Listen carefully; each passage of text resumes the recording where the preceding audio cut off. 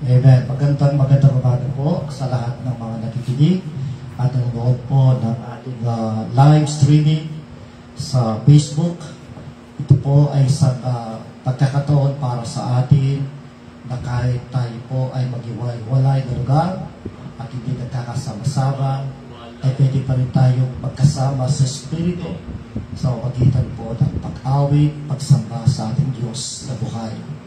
Sama-sama rin po tayo makikinig ng kanyang salita at ito po ay isang panibagong ministeryong pinagkatiwala sa akin ng Diyos sapagkat sa ngayon ay wala pa akong ahawak ng church at isa po sa kaparaanan ng church planting ay ang sa pamamagitan ng pag-live streaming dito sa social media sapagkat sa magitan ng social media ay maraming makakarinig ng salita ng Diyos at kung sino man po sa inyo ang makakapanood at makakarinig ng mensahe ng Panginoon sa magitan ng itong social media ay mangyari po, ako po ay inyong kontakin, i-DM niyo ako sa ating messenger at pwede akong pupunta sa inyong tahanan upang magkandak ng Bible study.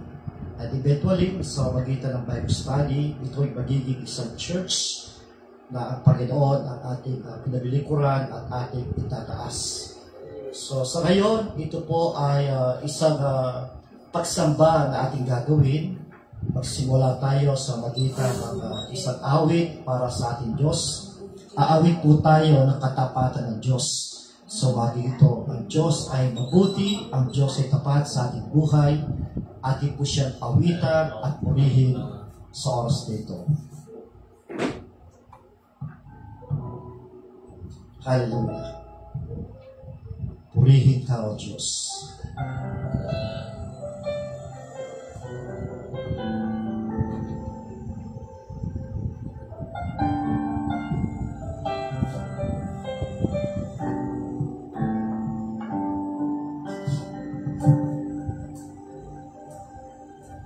Katapatan mo, O Diyos, tunay at dakila. Ang pag-ibig mo'y wagas at walang kapantay sa aming puso, sa aming buhay. Papuri pagsabay, iaalay. Bukas noon, ngayon, magpakailanman, luwalhati ka. Katapatan mo, O Diyos, tunay at dakila. Ang pag-ibig mo'y wagas at walang kapantay sa aming puso, sa aming buhay. Papurit pagsabay, iaalay. Bukas noon, ngayon, magpakailanman, luwalhati ka.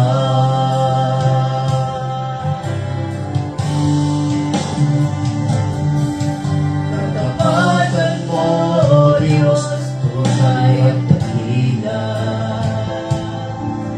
Ang pag-ibig mo'y wagas at walang kapantay sa aming puso, sa aming buhay.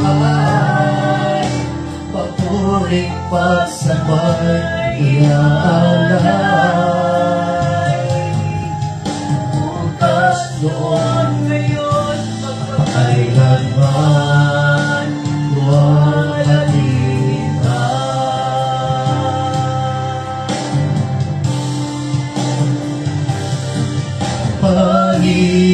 Panginoon, kay buti mo sa akin. Ikaw lamang. Ikaw lamang ang tanging ko sa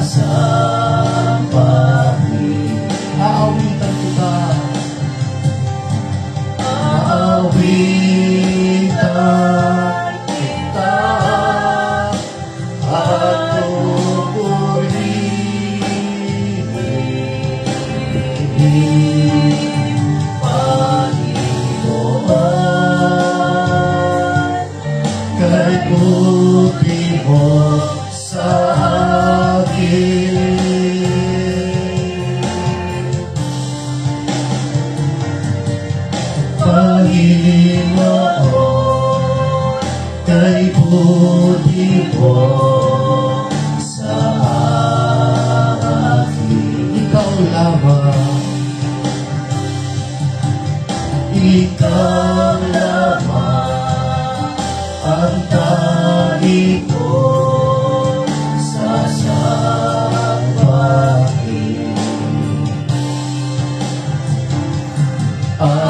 Aawitan kita at pupurihin,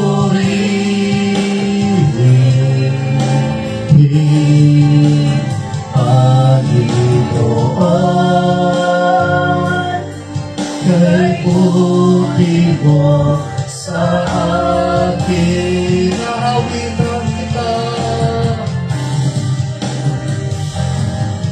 aawitan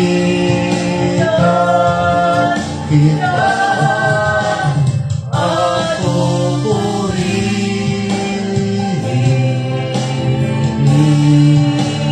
Panginoon, kay buti mo sa akin.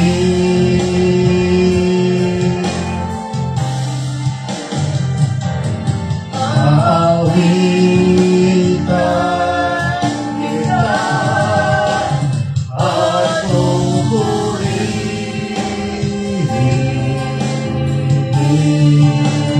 Panginoon, kay buti mo sa akin. Panginoon,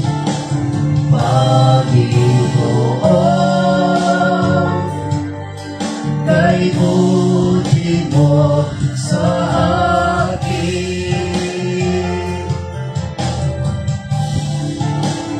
Panginoon,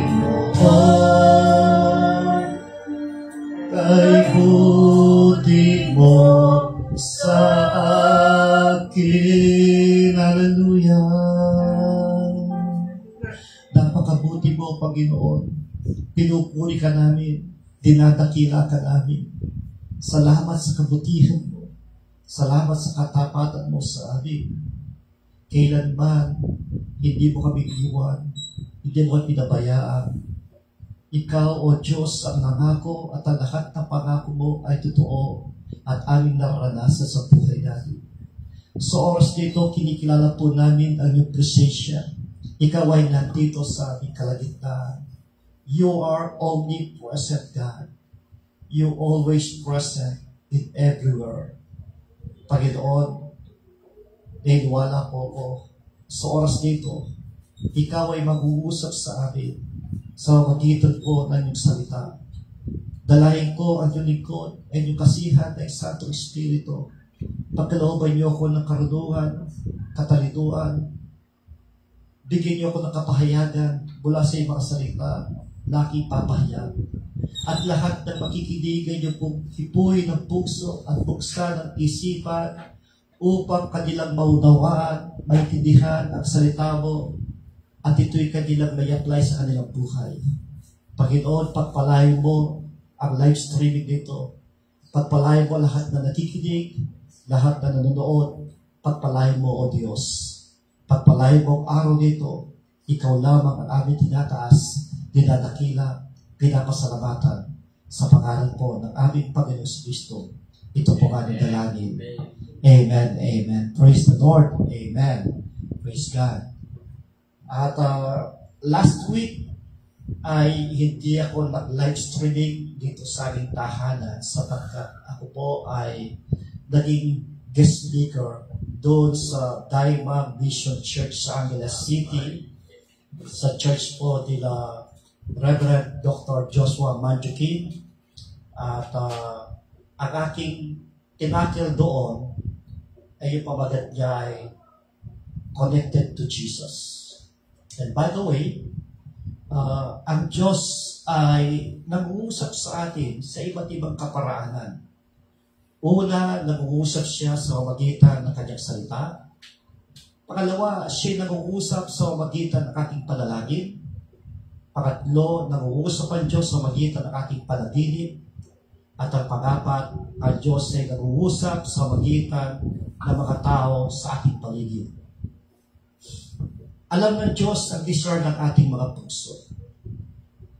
Sapagkat ako po ay niniwala ng buong puso, tinawag ako ng Diyos. At walang sino man ang pwedeng pumigil sa pagkatawag ng Diyos sa akin. At walang sino man ang pwedeng magsabi, wala kang karapatang maging pastor at hindi ka dapat magpastor. Sapagkat ang Diyos ang tumawag sa akin at gagawin ko ang tawag ng Diyos sa aking buhay. At isa sa pagtawag sa akin ng Diyos ay ang pangaral ng kanyang salita. At ako po ay nagpapasalamat, ang Diyos ay nag-uusap sa akin. At alam ko, ang Diyos alam niya ang desire ng aking puso. At sabi ng Psalms 37 verse 4, delight yourself in the Lord, and He will give the desire of your hearts. Alam ng Diyos ang desire ng puso ko. I just want to start a new ministry, starting using a live streaming. And next to this, I am praying that God will open a door for a church planting. At dahil ang Diyos na nag-usap sa akin, God gave me the name of the church, the future name of our church. And it will be connected to Jesus Family Church. And even the logo ay nagawa ko na po at binigay sa akin ng Diyos ang pahayagan dito. At hindi ko lang alam ngayon kung saan ang lugar na pwede akong mag-pioneer o mag-church planting. But anyways, what is important, at Diyos ay nag-uusap. And God's timing ay darating din ang araw, oras, panahon, kung saan akong lugar dadalhin ng Diyos. At gagawin ko at gagawin at pinapagawa ng Diyos sa akin. At dahil po ang Diyos ay nagbigay sa akin ng verse ng John 15 verse 4 to 11, dito nakuha ang pangalan ng future church, future name of my church, of our church. At the name, ang pangalan ko ng church na umpisahan ko ay Connected to Jesus Family Church. At dahil ito ay galing sa Diyos, at binigyan niya ako ng mensahe. Last week, ang tinalakay ko mensahe, gusto ko lang po bigyan ng summary po yung message na binigay sa akin ni Lord last week.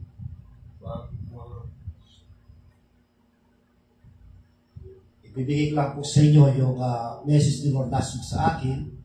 Ang pamagat niya po last week, hindi ko siya sermon ngayon dahil na-sermon ko na last week, pero ito pamagat niya ay Connected to Jesus. Ang mga naging puntos ko po dito ay nais ko lang pong sariwain. Una, Jesus gives the source of our strength. Number 2, binigay ng Diyos sa akin na mensahe, pangalawang punto, Jesus gives the significance of our connection. At ang number 3 na punto binigay sa akin ni Jesus, the Lord, Jesus gives the security of our relationship. At ang ito po yung kanyang pinaka-outline. Ayan po, makita nyo sa television, Connected to Jesus. Number 1, Jesus gives the source of our strength. Kapag tayo connected sa Kanya, magkakaroon tayo ng strength. Pangalawa, Jesus gives the significance of our connection. At ang pangatlo, Jesus gives the security of our relationship. So ngayon, ang mensahe naman na i-share ko po sa inyo sa oras na ito, ang pamagat naman po niya ay ito, the benefits of being connected to Jesus. So related siya. At malinaw na itong pong pampamagat dito, ang connected to Jesus ay galing sa Diyos. At dahil ito galing sa Diyos, galing kay Jesus, meron siyang mensahe. At meron pong malaking pakinabang kung tayo ay patuloy na connected sa ating Panginoon Kristo. At ito po ang ating teksto na ating makikita, mababasa dito sa John chapter 15, verse 4 to 11. Ulitin ko, ang ating teksto ay nandito po sa John chapter 15, verse 4 to 11. Ang sabi ay, "Remain in me as I also remain in you. No branch can bear fruit by itself. It must remain in the vine. Neither can you bear fruit unless you remain in me. I am the vine. You are the branches. If you remain in me, and I in you, you will bear much fruit. Apart from me, you can do nothing. If you do not remain in me, you are like branch that is thrown away and withers. Such branches are picked up, thrown into the fire, and burned." So verse 7, "If you remain in me, and my words remain in you, ask whatever you wish, and it will be done for you. This is to my Father's glory, that you bear much fruit, showing yourselves to be my disciples. As the Father has loved me, so have I loved you. Now remain in my love. If you keep my commands, you will remain in my love, just as I have kept my Father's commands and remain in his love. I have told you this so that my joy may be in you and your joy may be completed." Pagpalain ng Diyos ang pagkabasa ng kanyang salita. At mula dito ay ating pagbulay-bulayan ang pamagat ng ating Messiah sa dito, the benefits of being connected to Jesus. What are the benefits when you are connected to a certain company? Of course, meron pong tinatawag na 13-month pay. Pakalawa ay merong bonus. Pakatlo ay meron pong mga insurance like HMO, the libre checkup, at meron pang coverage, sometimes 500,000 per illness, or maybe others 300,000 per illness per year. So, lahat naman po ng gustong magtrabaho sa any company ay meron pong tinatawag na benefits. Of course, tayo mga Pinoy, mahilig po tayo sa benefits. Amen. Likewise, there are benefits of being connected to Jesus. Maraming benefits na ating makukuha kung tayo ay connected sa ating Panginoon Kristo. At sa oras nito ay ating tutunghayan. Ano ba ang ating makukuha? Ano bang mga pakinabang nating makukuha kapag tayo ay connected sa ating Panginoon Kristo? We need to take all the benefits of being connected to Jesus. Kailangan makuha natin lahat ng ito. Ito isang privilege para sa atin na ating makuha yung lahat ng benefits kapag tayo connected sa ating Panginoon Kristo. These are the following benefits of being connected to Jesus. Ito po yung mga sumusunod na ating makukuhang pakinabang kapag tayo connected sa ating Panginoon Kristo. Magbibigay lang po ako ng mga ilang puntos. Marami po ito, but magbibigay lang ako ng mga ilang puntos na ito'y sapat na para sabihin natin na napakalaki pala ng pakinabang kapag tayo connected sa ating Panginoon Kristo. Number 1, the benefit of fruitfulness. Ang sabi ng John 15 verse 5, "I am the vine, you are the branches. If you remain in me and I in you, you will bear much fruit. Apart from me, you can do nothing." Ang sinasabing fruit dito, fruit symbolizes good works, Christ-like character, and spiritual impact. Ang ating Panginoong Kristo ay gumagamit siya dito ng figurative speech. Gumagamit siya ng allegorical na language. Pero kahit na ito'y kanyang ginagamit, ay malino naman ang sinasabing interpretation dito. Literally, kapag tayo connected, kapag ang branch, isang sanga, ay connected sa puno, at ang puno po ay malusog, siguradong magbubunga yung sanga. So itong sinasabing fruit dito, yung fruitfulness, symbolizes good works. Kapag tayo connected sa ating Panginoong Jesucristo, napakadali para sa atin ang gumawa ng good works. Sapagkat dumadaloy sa atin yung karakter ni Jesus sa ating buhay. Hindi mahirap gawin ang mabuti kapag tayo connected sa ating Panginoong Jesucristo. Hindi mahirap maging kamukha ng ating Panginoong Kristo kapag tayo connected sa Kanya. Lalabas at lalabas sa ating pamumuhay ang ating pagiging spiritual. Why? Because we are connected to Jesus. Fruitfulness glorifies God. Yung pong mga bunga natin ay nagbibigay ito ng kapurihan sa ating Panginoong Kristo. At sabi ng John 15 verse 8, "This is to my Father's glory, that you bear much fruit, showing yourselves to be my disciples." So napakalinaw na sinabi ng ating Panginoon Kristo. This is to my Father's glory. Meaning to say, when we are connected to Jesus, one of our benefit, we will have a fruit. Yung bunga ng kabutihan, yung character ni Jesus, yung spiritual life natin. At kapag ito'y nakikita ng mga tao, napupurihan ang ating Diyos. Natataas ang Diyos.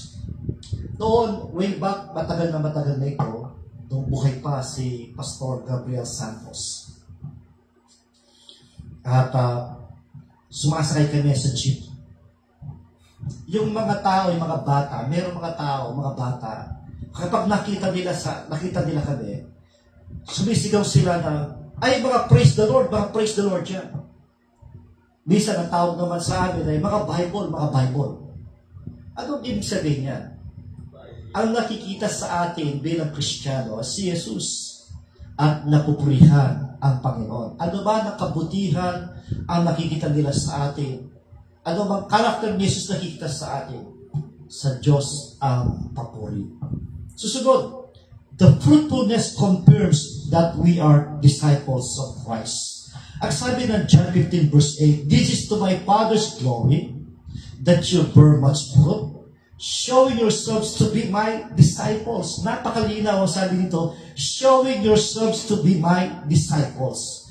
When we are connected to Jesus, ito ay magkaroon ng bunga at ito'y magbibigay ng confirmation na tayo nga ay mga alagad ng ating Panginoon Kristo. Being connected means our lives have purpose and are more productive. Kapag tayo connected sa Panginoon Kristo at tayo kanyang mga alagad, nagkakaroon ng purpose ang buhay natin at naging productive tayo sa karya ng Diyos. Tulad ng isang sanga, a branch detached from the vine dries up. Kapag ang sanga ay putol sa puno, matutuyo. Only the connected branch bears grapes. Kapag ang sanga ay connected sa puno, magbubunga at magbubunga ito. Ano ibig sabihin niyan? Tayo ay nabubuhay sa mundo nito at meron tayong purpose. Meron tayong assignment na dapat gawin at dapat gawin natin yung purpose kung bakit tayo nandito sa mundo ito. Bakit tayo nilagay ng Diyos sa mundo ito? We have a purpose. At magiging malinaw sa atin yung purpose kapag tayo connected kay Jesus.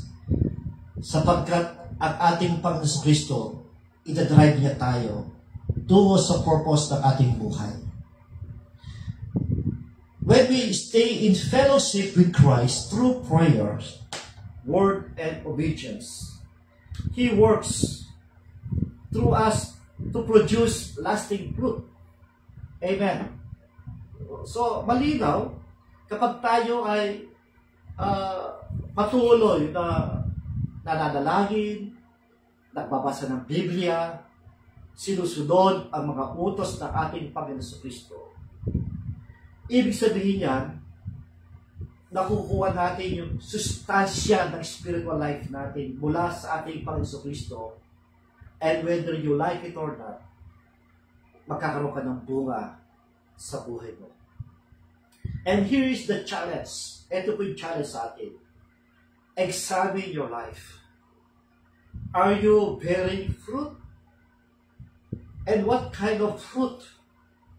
Tingnan natin ang buhay natin ngayon. Isang challenge sa atin na sinasabi mo na ikaw ay isang Kristiyano. Sinasabi mo ikaw ay nag-a-attend ng church. Tingnan mo ang spiritual life mo. Ikaw ba ay may bunga? At kung may bunga ka, anong klaseng bunga meron ka? Kapatid, hindi pwedeng magbunga ang isang sanga na ang puno ay iba. Ano ibig sabihin? Kapag ang puno ay mangga, ang sanga ay hindi pwedeng magbunga ng santol. Kapag ang puno ay isang grapes, ang sanga hindi pwede siya magbunga ng apple. Ibig sabihin, kung ano yung puno, yun, yung sanga, yun ang kanyang magiging bunga. And a lot of Christians declaring and proclaiming na sila ay connected sa puno. But the problem is, yung bunga na lumalabas sa kanila ay hindi galing sa tunay na puno ang ating Panginoon Kristo. Yung tunay na nakadikit, connected sa ating Panginoon Kristo, yung tunay na bunga ang lalabas. A fruitful life is a blessed life. One that glorifies God, gives assurance of our faith, brings joy, results in answered prayer, and blesses others. Kapag ikaw ay isang mabunga, isang Kristiyanong mabunga, sa spiritual life, sa mga kaluluwang nadadala sa Panginoon, ibig sabihin, you are blessed. Pinagpapala ka ng Diyos. Amen. Pangalawang makikita nating benefit kapag tayo connected kay Jesus. Number 2, the benefit of spiritual vitality. Ang sabi ng John 15 verse 4, remain in me as I also remain in you. No branch can bear fruit by itself. It must remain in the vine. Neither can you bear fruit unless you remain in me. Jesus is the source of our spiritual life and strength. Ito po yung another benefit when we are connected to Jesus. We will receive spiritual strength. Makukuha natin ito sa ating Panginoong Kristo. Spiritual vitality strengthens our faith. Ang sabi ng Colossians chapter 2 verse 7, rooted and built up in Him, strengthened in the faith as you were taught. Kapag tayo connected sa ating Panginoong Kristo, ay magkakaroon po tayo ng lakas sa ating pananampalataya. And we did this every day. Kailangan po natin na lakas ng ating pananampalataya every day because every day is a battle. Araw-araw tayo po nakipagdigma laban sa ating kaaway na si Satan. Meron po tayo tinatawag na spiritual warfare.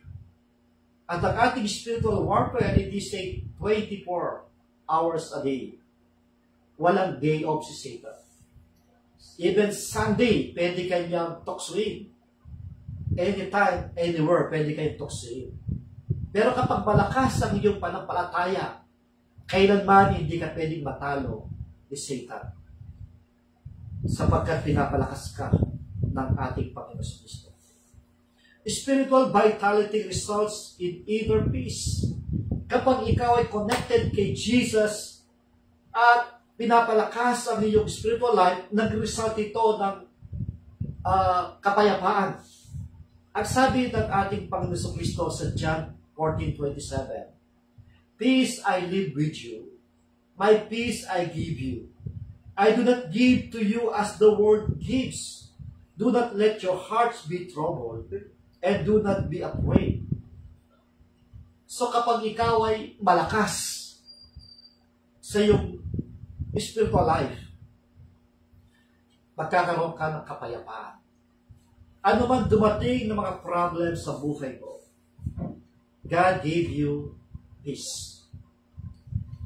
Isang malakas na bagyo ang darating sa atin bilang tao. Minsan nababalisa tayo, nagkaroon tayo ng anxiety, depression, problems. But through Jesus, when you are connected to Jesus, Jesus will give you peace. Kaya kailangan po natin palaging nakakonect kay Jesus. Palagi kang manalangin. Palagi mo siyang tawagin. Palagi mo siyang paglingkuran. Palagi mong gawin ang kanyang mga salita, sundin ang kanyang mga utos. Spiritual vitality enables growth. Kapag ikaw ay connected kay Jesus, lalago ang iyong buhay spiritual. As sabi ng 2 Peter chapter 3 verse 18, "But grow in the grace and knowledge to our Lord and Savior Jesus Christ. To Him be glory both now and forever. Amen."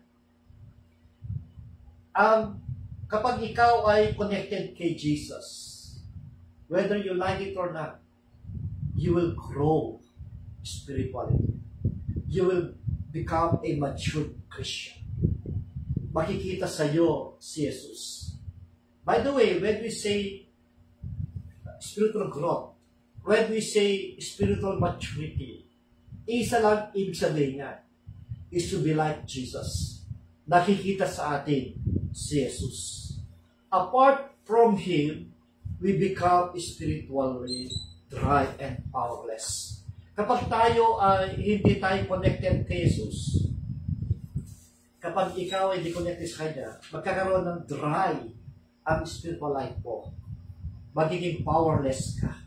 Madali kang magapi ng problema, madali kang magapi ng diablo, madali kang mawala ang iyong pananampalataya, madali kang manghina. Being connected keeps us spiritual alive and growing. Kaya siguraduhin po natin, every day, tayo dapat ay siguraduhin natin, bago mo gawin ang lahat ng gaway for the whole day, you always recognize that you are connected to Jesus. Nagsaganon ay magiging mabunga, magiging masaya ang maghapon mo, ang everyday life mo. Stay connected daily, depend on Jesus moment by moment.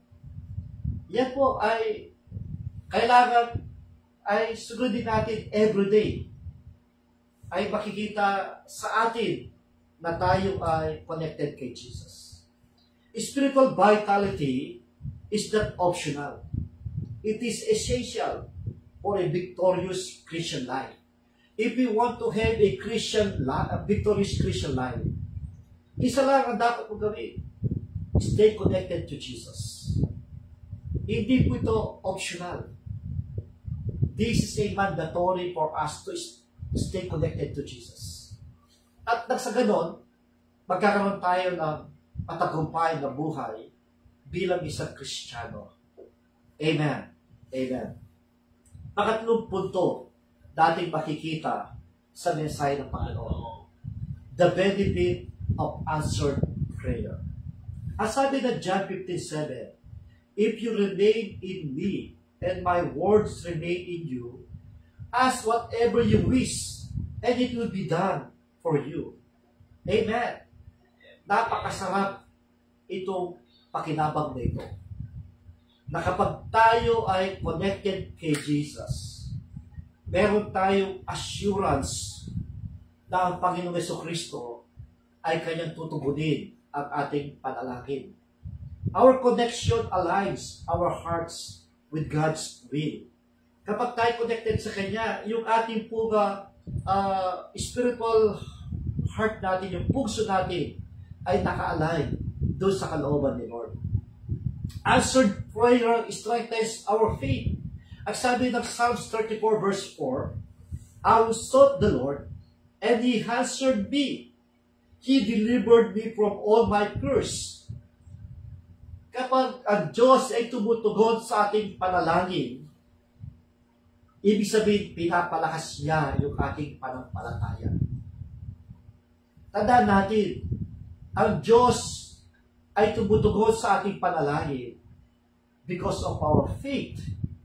And also, God answered our prayer because He is sovereign God. So, ang masarap dito, dahil connected ka sa Kanya, you have the assurance that God will answer your prayer. Ang sabi niya, if you remain in me, and my words remain in you, eting masarap, ask whatever you wish. Wow! Walang sinabi yung wish ko lang. Walang sinabi si Genie, isang makatang-isip. Ito'y totoong-totoo. Si Jesus mismo ang nagsabi, if you remain in me and my words remain in you, ask whatever you wish. At ang maganda dito, sabi niya, and it will be done for you. Amen. Ang sarap nito. So, kapag meron ganito pong salita galing sa ating Panginoon Jesucristo, pinapalakas niya yung ating pananampalataya. And this is one of the reasons why we are praying every day. We are keep asking God. We are keeping telling to God our petitions. Sapagkat alam natin, tinutugon ng Diyos ang ating panalangin. Amen. Answered prayer brings joy and gratitude. Ang sabi ng John 16:24, ask and you will receive, and your joy will be complete. Wow! Ang pagtugon ng Diyos sa ating panalangin, ito'y nagbibigay sa atin ng kagalakan at tayo nagpapasalamat sa Kanya. Malinaw ang sabi ng Panginoon, ask and you will be received, and your joy will be complete. Amen. Di ba napakasarap yun? Hindi ka papasaya kapag ikaw ay nanalangin at ang panalangin tinugon ng Diyos. Amen. Nanalangin ka ng kagalingan, pinagaling ka ng Diyos. Di ba masaya? Nagkaroon ka ng problema, humingi ka ng solusyon, binigyan ka ng solusyon ni Lord. Di ba masaya? Sa lahat ng pagtugon ng Diyos ng ating panalangin, huwag mong kalimutan, kapatid, ang palaging magpasalamat sa Kanya. Amen. Answered prayer provides guidance and direction.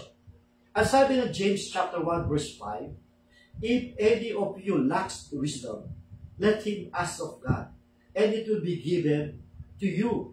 Kapag tayo ay nagkukulang ng kalaman, karunungan, and we need make a decision, ask wisdom. Ito'y bibigay ng Diyos sa atin. At ito'y magbibigay sa atin ng guidance ni Lord. Magbibigay ng Diyos ng direction sa atin. Amen. Answered prayer reveals God's power and love.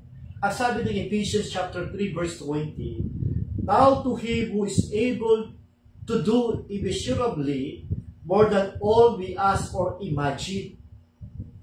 Kapag ang Diyos ay tinutugon niya yung ating panalangin, napapahayag yung kanyang kapangyarihan. Amen. Kaya minsan, ang Diyos inaalaw niya na tayo magkasakit, tayo magkaroon ng problema, inaalaw niya na tayo magkaroon ng pagsubok, inaalaw niya na tayo'y i-persecute. Kapag ikaw ay dumanas ng mga bagay na yan, and when you pray to Jesus, napapahayag ang kanyang kapangyarihan, ang kanyang pagmamahal sa iyo. Na ibig sabihin, kapag ikaw ay nagkasakit, pinagaling ka ng Diyos, napapahayag ang kanyang kapangyarihan ng Diyos ay nagpapagaling noon at hanggang ngayon ay nagpapagaling. At ang Diyos pinapakita niya sapagkat anak niya tayo, tumutugos siya sa ating panalangin. Amen. So, minsan, magugulat ka na lang. Higit pa sa hinigi mo, ibibigay ng Diyos. Sapagkat sinabi ko ng Panginoong Yesus, hindi mo pa hinihingi, alam ng Diyos ang pangailangan mo. At kapag ikaw ay humingi sa Kanya, higit pa sa hinihingi mo, ay ibibigay ng Diyos. Amen. As His Word shapes us, our desires and prayers reflect His purpose and He answers. Sa pagitan ng mga problems, trials, sinishape tayo ni Lord. Sapagkat ayaw po ng sabi ng Bible, especially in the book of Isaiah, He is the potter and we are the clay. Sinishape niya tayo ayon sa kanyang layunin, ayon sa kanyang kalooban. Let His Word fill our heart. Let your prayers flow from that connection. Kapatid, always take the opportunity to pray to us in the name of Jesus. Why? Because we are connected to Him. And this is a great privilege for us na tayo pwede lumapit sa Kanya anytime, anywhere. We can pray constantly. We can pray consistently. And Jesus will answer our prayer constantly. And Jesus will answer our prayer consistently. Kaya tayo po ay, let us grab this opportunity. Amen. The benefit of answered prayer is not just receiving what we ask. It is a growing closer to God, seeing His hand and work in our lives and bringing Him glory. Ang panalangin, hindi lamang about petition, requests. Ang panalangin, it is also a fellowship with our Lord Jesus Christ. The more na tayo nanalangin, tayo napapalapit sa Kanya. At tayo ay lumalago sa ating panampalataya. Makikita mo na lang ang pagbabago ng buhay mo. Makita mo na lang si Jesus ay nasa buhay mo. Magre-reflect sa buhay mo si Yesu Kristo. Amen. At ang pang-apat na benefit natin makukuha kapag tayo connected sa ating Panginoon Yesu Kristo. The benefit of divine protection from spiritual uselessness. As sabi ng John 56, if you do not remain in me, you are like branch that is thrown away and withers. Such branches are picked up and thrown into the fire and burned. The consequence of disconnection, ano yan? Number one, wither, natutuyo. Fruitfulness, hindi namumunga. Discarded, tinatapon. So kapatid, huwag na natin kaya na tayo mawala pa sa Panginoon. Manatili po tayo sa Kanya. Huwag mo nang isipin na lumayo sa Kanya. Kahit na naman problema dumating sa iyo. Ako, napakasakit na nangyari sa akin. Yung problema dumating sa akin, matindi. And being a man, bilang tao, yes, I admit ako'y nasasaktan. I admit ako po ay na-stress, na-depress. Pero kayo naman hindi ko inisip na talikuran ang ating Panginoon Diyos. Kapag ginawa ko yun, ako na yung pinakakawawang tao. Ako na yung kawawa. Nakilala ko na yung tagapagligtas. Naranasan ko na yung tagapagligtas. Nakita ko na yung kanyang himala sa buhay ko. Dahil lamang sa mga taong sumira sa akin, sa mga taong disconnect ako sa mga ministry ko, tatalikod ako sa Panginoon. No! Kailanman, hindi ko gagawin yun. Kung iniisip ng mga tao na yan na nag-disconnect sa akin sa ministry at inaasahan nila ako'y tatalikod sa Panginoon at ako'y maging kawawa, no! Nagkakamali sila. Sapagkat ang tunay na ministry ay nasa Panginoong Yesus. Ang tunay na kagalakan ay nasa Panginoong Yesus. Ang kaligtasan ay nasa Panginoon Yesus. we are serving people for the Lord. We are not serving just for the people, but we are serving people because of our Lord Jesus Christ. And this is our calling to share the Word of God. Amen. God's protection preserves our purpose. Sabi ng John 15 verse 5, our purpose is to bear fruit for His glory. Kapag tayo protektado ng ating Panginoon Kristo, napapreserve yung layunin ng buhay natin. Hindi nawawala. Sa mga nangyari sa buhay natin, sa mga trials, always remember, we are protected by our Lord Jesus Christ. And because of that, our purpose preserves. Protection includes guarding our hearts from sin, pride, complacency, and deception. Things that make us useless spiritually. Kapag tayo protektado ng ating Panginoon Kristo, pati yung puso natin, protektado. Kapag protektado ang puso natin, protektado tayo na hindi tayo gagawa ng kasalanan. Tayo ay komportable sa ating Panginoon Kristo. Hindi tayo basta-basta padadaya ng kalaban. Kagaya po na nangyari sa akin. Ang kalaban sinasabi niya, dinisconnect ka na. Tumigil ka na, magpahinga ka na, huwag ka na mag-aral, huwag ka na magturo. Huwag ka na maglingkod kay Lord. In Jesus' name, hindi siya pwede magwagin. Because I believe with all my heart, I was protected to our Lord Jesus Christ because connected ako sa Kanya. Amen. The danger of being spiritual useless without divine protection. Ito yung mga danger na mangyayari sa iyo kapag ikaw ay disconnected kay Jesus. Ano yung mga danger dito? Disconnection leads to withering. Matutuyo ka. Magdadry ang iyong spiritual life. Magdadry ang prayer life po. Magdadry ang spiritual life po. Until na ikaw ay mabatay ang spiritual life mo. Number 2, spiritual uselessness invites judgment. Sinasabi ito, itatapon na lang sa apoy. Kapag ikaw ay na-disconnect, ikaw na pinakawawang tao sa balat ng mundo. Bakit? Nag-i-invite ka ng judgment sa iyo. Itatapon ka sa apoy. That is hell.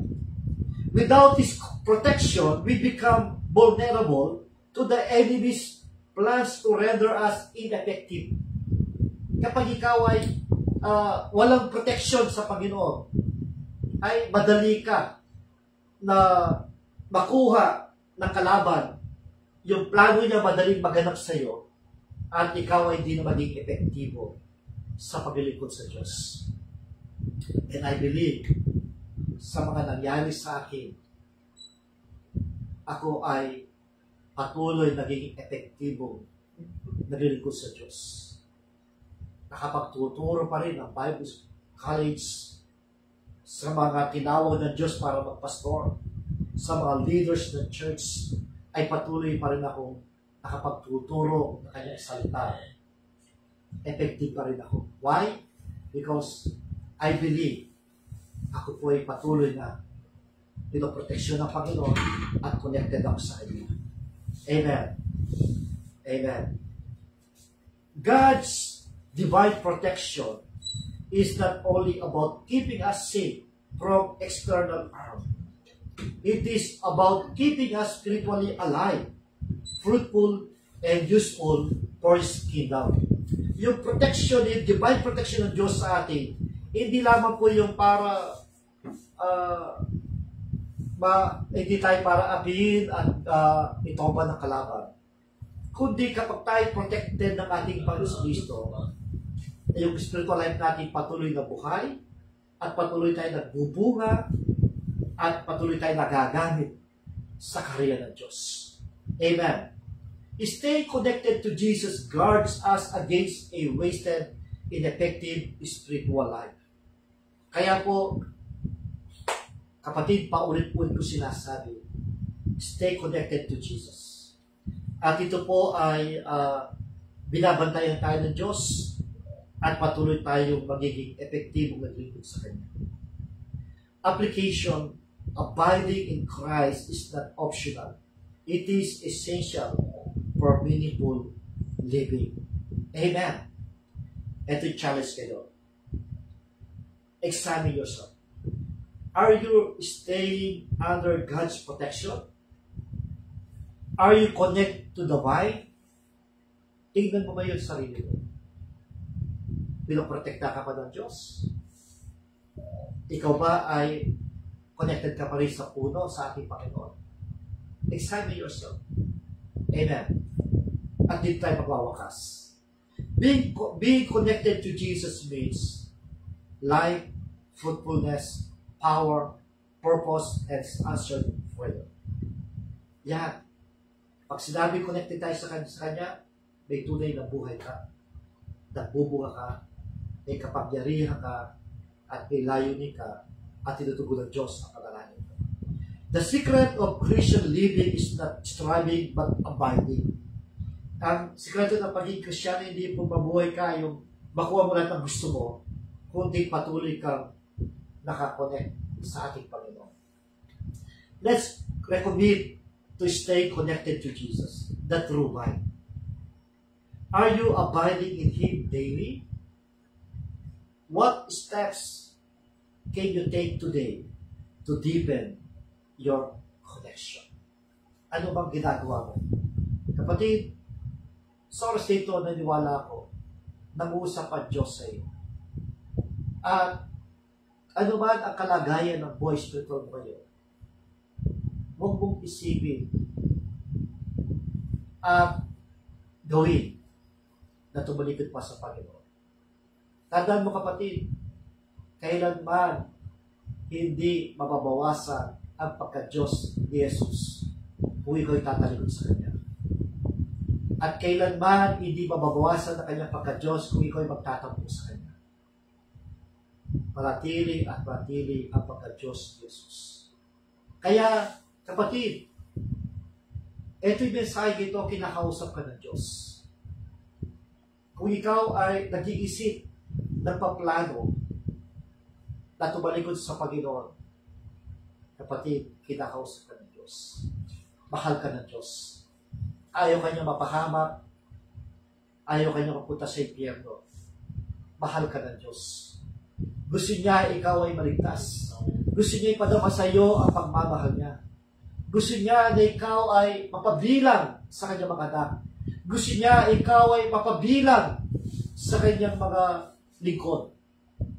Gusto ng Panginoon ay ratili ka nakakonect sa Kanya. Kaya sa oras dito, ito po ang mensahe ng Panginoon sa atin. The benefits of being connected to Jesus. Number 1, the benefit of fruitfulness. Number 2, the benefit of spiritual vitality. Number 3, the benefit of answered prayer.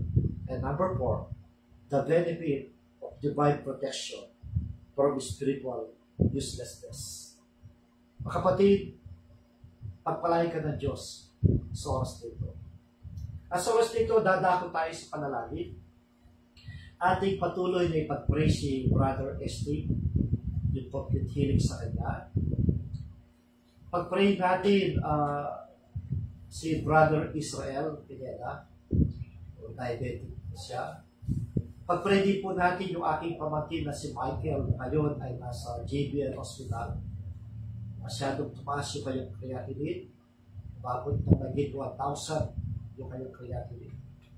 At kung sino po sa inyo ang may kahilingan sa panalangin, at kung meron po sa inyo ang meron pong sakit, pwede po niyo ipatong kamay niyo sa iyong karamdaman at maniwala ka ang Panginoon Jesus ang magpapagaling sa iyo.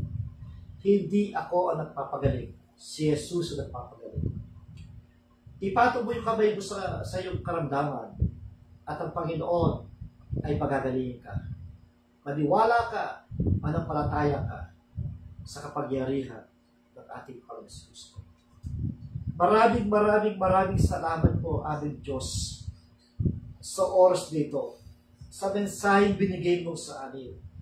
Nakita po namin yung pakinabang na kapag kami ay connected sa iyo. Pakinabang na kami ay magkaroon ng bunga. Pakinabang na ang aming buhay spiritual ay magiging malakas. Pakinabang na kay panalangin itutugin mo. Pakinabang na kami po ay mayroong divine protection sa iyo. Dalahin ko ang mensahe mo ito, itanim mo sa aming puso't isipan, ipamumuhay namin ito, manatili kami nakakonect sa iyo. Ano mang pagsubok, ano mang problema, ano mang karamdaman, hindi ito ang magdidikta upang kami ay ma-disconnect sa iyo. Kundi sa lahat ng ito ay lalo kaming magkakonect sa iyo, Panginoon. Lalo kami lalapit sa iyo, sapagkat ikaw ang Diyos na makapangyarihan, ang Diyos noon, Diyos ngayon, Diyos magpakailanman, ang Diyos hindi nagbabago, hanggang ngayon, ikaw pa rin Diyos na nagmamahal sa lahat ng tao. Sa oras dito, nais ko pong idalangin sa iyo si Brother Esting. Patuloy mo siyang pagalingin mula po doon sa aneurysm na nakita na merong mga dugon, bumabara sa kanya, mga veins sa kanyang utak sa ulo. Lord, walang imposible sa iyo. Ikaw ang patuloy na gumawa ng himala sa kanya. Gawin mong himala ito, Diyos. Ikaw magpagaling sa kanya. Mawala yung mga sakit na yun, yung nagklag sa kanyang utak. In the name of Jesus. Nakadaloy na maayos sa mga dugo sa kanyang utak, sa kanyang buong katawan na maayos. We declare healing in the name of Jesus. Ganun din kay Brother Israel Pineda, yung kanyang pong blood sugar, diabetic siya, magpagaling ka sa kanya, Lord. Gumawa ka ng himala sa kanya. Yung kanyang magmatay, lumalabo, pagalingin mo siya, Diyos, in the name of Jesus. Ang aking pamangkin na si Michael Crespo, siya po ay nasa GB Hospital, tumaas sa kanyang creatinine, siya po ay meron din problema sa pag-iisip, ikaw po magpagaling sa kanya, in the name of Jesus. Mahabag ka, maawa ka sa aking kapatid na si Ate Pachi, ikaw po magpagaling sa kanya, in the name of Jesus. Lord, dinadalahin ko, sino po ang may karamdaman na pinapato kanyang kamay sa manonood ng video nito. Ipatong mo rin kamay mo sa kanya, and I pray, O Father God, release your healing power in the name of Jesus, in the name of Jesus. Tanggapin niyo kagalingan mula sa Panginoon. Lord, continue to bless my family. Si Jello, si Jaire. Palakas mo kanilang katawan, maging malusot po sila in the name of Jesus. Salamat sa kagalingan binigay mo sa kanila. Thank you, Lord Jesus. Patuloy na ibigay mo ang pangailangan ng aking pamilya, financial, ikaw po ang pag-provide nito. Alam niyo, Lord, na sitwasyon namin ngayon. Sa iyo kami umaasa ng kapala, ng financial, ng pagkain namin sa araw-araw. Hindi mo kami iwanan, hindi mo ipabayaan. We thank you for your provision of that. We thank you for your message. We thank you for your presence. We thank you for everything, O God. We give you all the glory, honor, and praise. In Jesus' name we pray. Amen. Maraming salamat po sa inyo pong panonood, pakikinig. God bless you po.